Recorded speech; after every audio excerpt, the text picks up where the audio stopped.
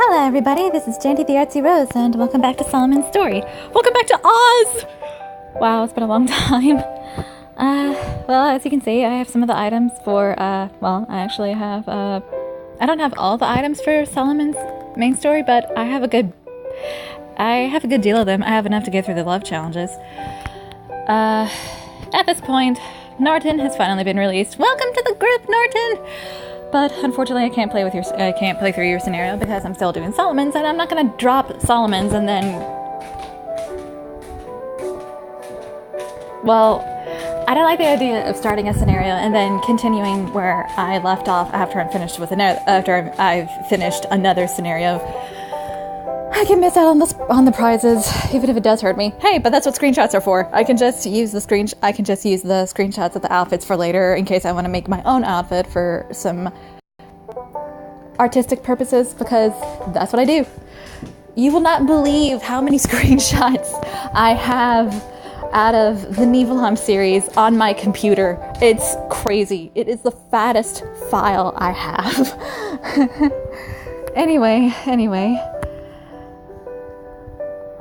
Enough rattling. Enough of me rattling my mouth away. Let us continue Solomon's. Now, where were we with our good old Solomon? We were about to embark on Chapter 3. Yes, here is Chapter 3. After the banquet. Time always flies when you're having fun. The ball came to an end, and all the guests turned back and went home. Did you have fun, Rhoda? Solomon called out to me as I found myself still feeling the sensations of our air dance. It was when we were walking down a long corridor side by side. Yes, lots. I hadn't even imagined I'd get to dance in the air like that. Sailing through the air is child's play for a wizard, my dear. It looks amazing from my point of view, but it's really easy to him. He really is a wizard. Sounds like something I'd hear from Harry Potter. Although I've never read the series. My stepsister's boyfriend got a whole book set of the series for Christmas. The entire series. He has the entire series. He can change dreams into reality. Is something the matter? No, not really. Not exactly. It's just. It feels like I'm still dreaming. It's all reality, Rhoda. You won't be waking up halfway through. With that, Solomon stopped. I've prepared a room for you. Rest here for the night. After saying that, Solomon quietly walked over to me. Oh, I forgot my charm. Your charm? Solomon brought his face closer. Huh? I closed my eyes reflectively and felt a soft lift on my forehead. May your actual dreams be as good as your dreamlike reality. I felt as though I'd gotten lighter. Solomon? When I opened my eyes, Solomon had his hand on the doorknob. Good night, Rhoda. Woof! Toto at my feet barked as if in response. Of course, you're with her too, Toto. Do protect Rhoda, all right? Woof! See you tomorrow. Good night, Solomon.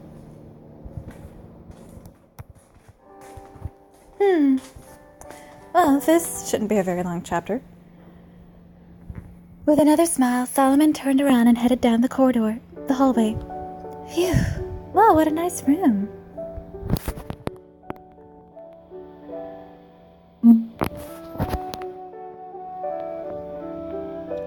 After parting with Solomon, I sat down on the bed and let out a big sigh. Solomon said I wasn't, but I really do feel like I'm dreaming. Don't you, Toto? I had steak today! I guess to a dog that would be a dream come true. But then again, the setting of Oz should be in the early 1900s, right? So I'm not so sure how different pet feed was back then. I need to do some research. My heart had been pounding the whole time since that air dance. I had to have been tired, but my mind was still clear from excitement. I don't think I'll be getting to sleep yet. I looked at the clock. It was still early in the night. All right, I've made up my mind. Toto, want to go for a walk? Great. let's take a walk about the castle before we sleep. Toto and I left the room. As Toto and I wandered aimlessly throughout the castle, we eventually come upon the Great Hall. The castle sure is quiet at night. I hadn't run into anyone on the way here from my room. Toto let out a little whine in response to me talking to myself. He sounded a little worried. I wonder if Solomon and the others had gone to sleep already. It was so quiet, I felt like I was at the bottom of the ocean, and the only sounds I could hear was mine and Toto's footsteps. It wasn't as though Toto had caused it, but I started to feel a little worried. Too. What should I do?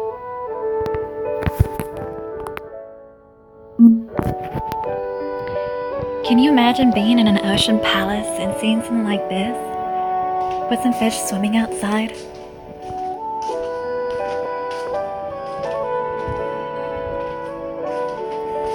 Okay, what was the dialogue again? I don't even remember.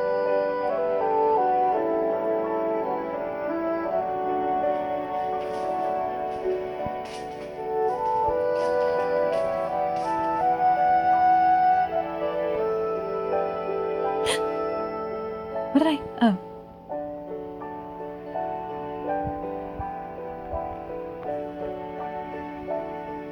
I had the feeling that quite a bit of time had passed since I left my room. Hey, Toto. What time do you think it is now? I stopped and spoke to Toto. Ruff. Toto looked at me curiously.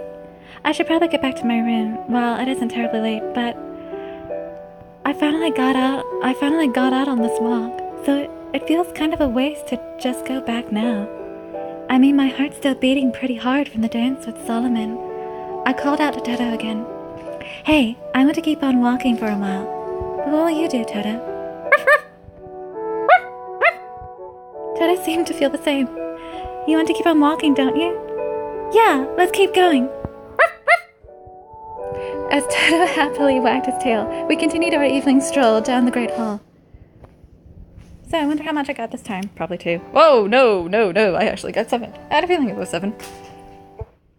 I'm always in denial about the good stuff. It's a bad habit of mine.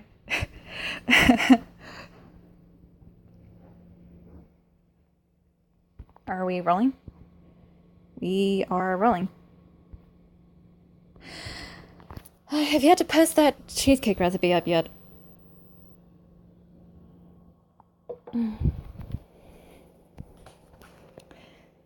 I will be right back.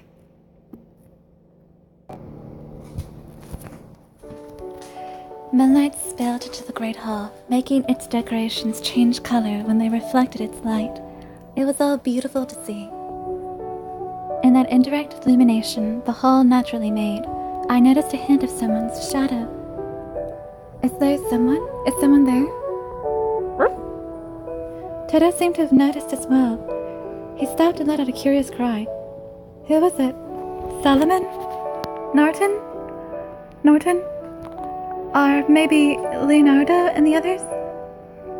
However, a blink of rolling moonlight revealed it was neither of them. Wait.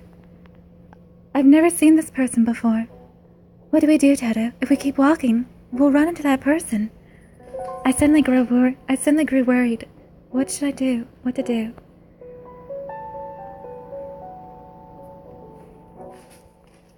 Just who could it be? Out at this hour. I held my breath and looked over to Toto. Toto suddenly sounded really worried too. I can't imagine that there'd be an intruder in Quadling's castle, but I don't think I should let my guard down, right? Something told me I don't want to keep walking and run into that shadow. Toto, let's hide behind the furniture. Well, this isn't a bad... Hey, look! His name is on his little handkerchief. I took Toto and hid in the shadow of the furniture. No, shoot! I wanted to get a bloody screenshot. He let me just keep an eye on... He let me just keep an eye on him for now. He shouldn't be able to see me from here. Or so I thought. Who goes there? No way, he can see me? I leaned forward. You're hiding over there, aren't you? I can see you. It looked like he really could see me. I thought I was pretty well hidden, but that was just my fantasy apparently. Hey, come on. Pull out of there. The shadow spoke to me, his voice having a calming, clear ring to it, like a bell. Looks like there's no point in hiding, Toto.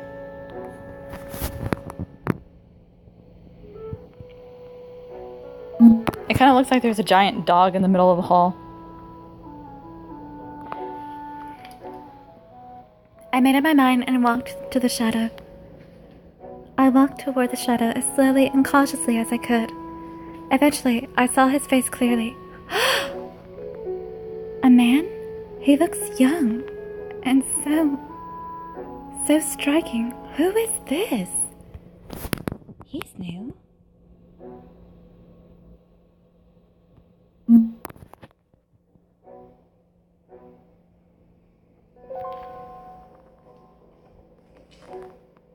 He looked about as old as Oz or Wesley. A young man.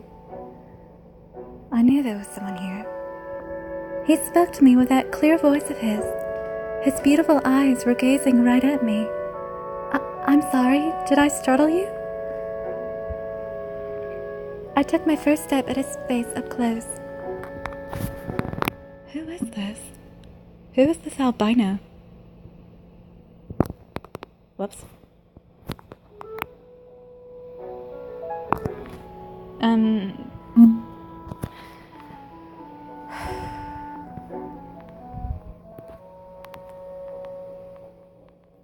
Did I get it? Oh, I can worry about it later. Well, apparently I won't. Sorry, I'm picky.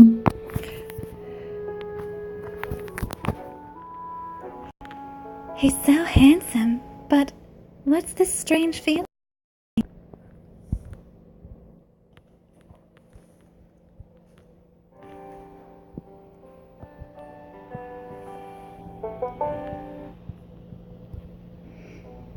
I thought he was just as stunning.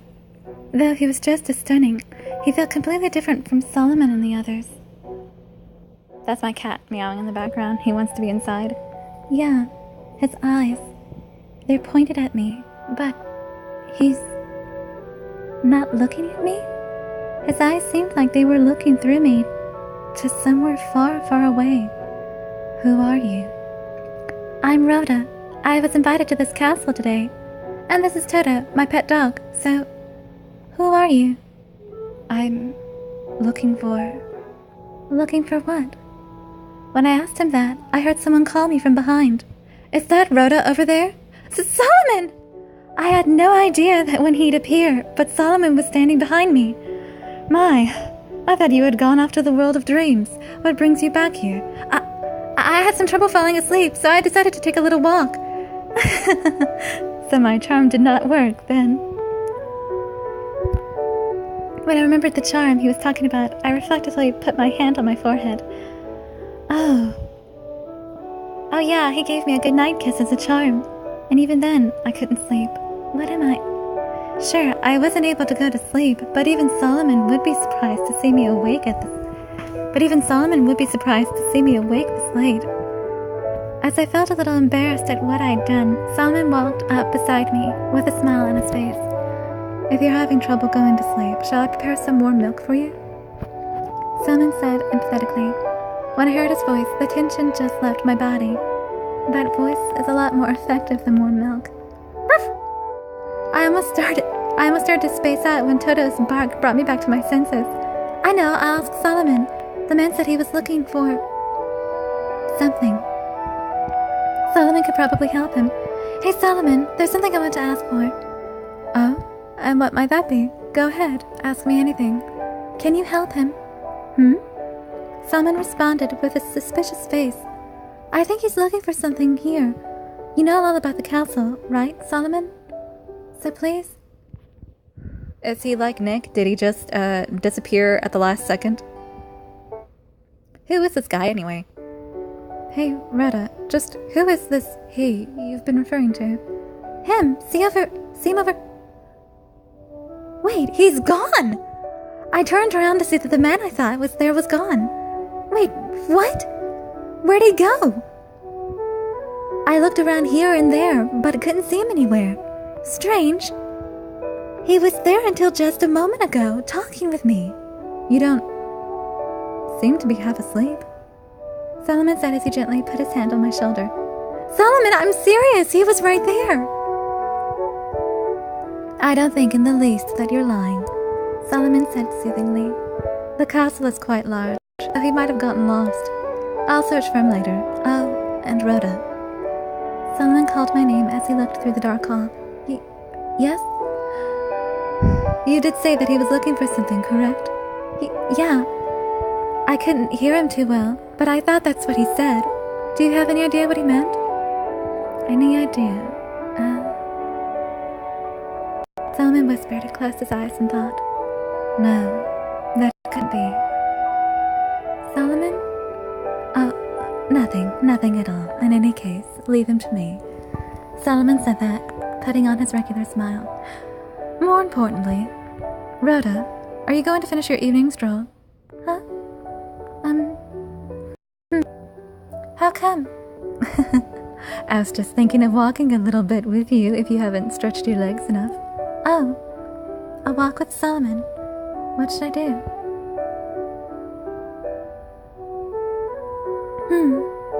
I do want to take a little walk with him.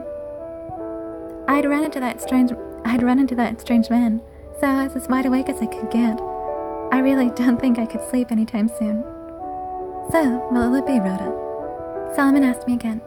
Well, I looked up at him, hesitating a little. Let's go together. Wonderful. I'm honored to have a walking date with you. A date? To me, my alone time with you, wherever the situation, a date. Besides, I cannot quite abide by a woman walking alone at that hour. It would be dreadful if something were to happen to you. Even if you said you would go alone, I was going to come along anyway. Solomon, he's concerned about me. Thank you. You're very welcome. With a smile, Solomon offered his arm, and I linked mine with it. Well, since we're already here, let's go outside the castle. With that, arms linked, we started walking down the dark corridor. Well, that was nice. You ran out of story tickets, I see. Worry not, I will be waiting for you. So do show me your smile again soon. Well, that's all for now. I am Jenny the Artsy-Rose, and I shall see you all in the next video. Goodbye.